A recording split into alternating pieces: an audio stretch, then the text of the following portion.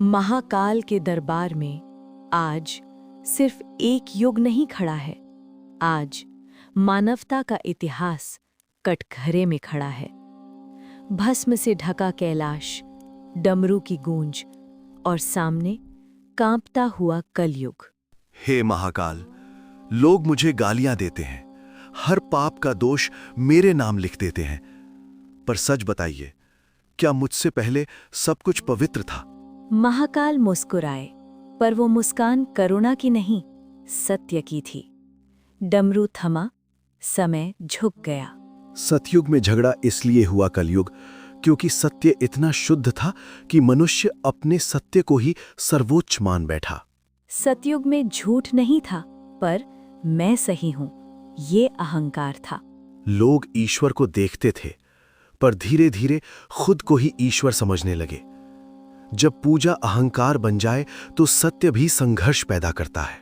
त्रेता युग में झगड़ा इसलिए हुआ क्योंकि मर्यादा थी, कर्तव्य था, पर हर मर्यादा त्याग मांगती है। त्याग कठिन था और मनुष्य कमजोर। लोग सही जानते थे, पर सही करने से डरते थे। मर्यादा निभाने में अपना नुकसान दिखता था और वहीं से संघर्ष जन्मा। द्वापर युग में झगड़ा इसलिए हुआ क्योंकि धर्म था, पर धर्म पक्षपात में बदल गया।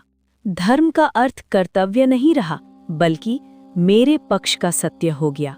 हर कोई कहता था भगवान मेरे साथ है, पर कोई नहीं पूछता था मैं भगवान के साथ हूं या नहीं। युद्ध धर्म कहलाया और न्याय शस्त्र बन गया। अब महाकाल की दृष्टि कलयुग पर पड़ी और स्वर और कठोर हो गया। कलयुग में झगड़ा इसलिए है क्योंकि यहाँ न सत्य बोला जाता है, न झूठ छोड़ा जाता है। यहाँ लोग जानते हैं क्या सही है, फिर भी गलत को चुनते हैं। यहाँ धर्म पोशाक है और आस्था सिर्फ दिखावा। यहाँ भगवान मंदिरों में कैद हैं और कर्म मोबाइल स्क्रीन में दबे हैं।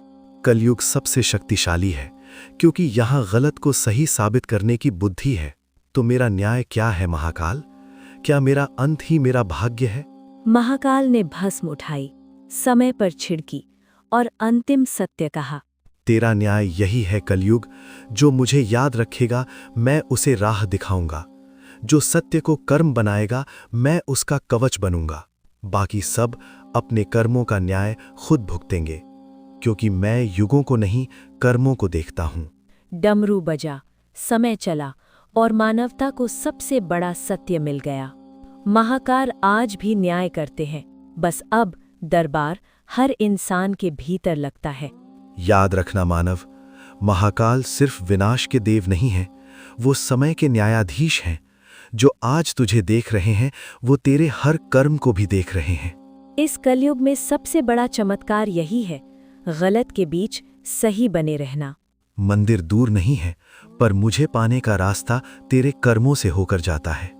अगर ये कथा तेरे हृदय तक पहुंची हो तो समझ लेना, महाकाल ने तुझे सुन लिया। हर हर महादेव।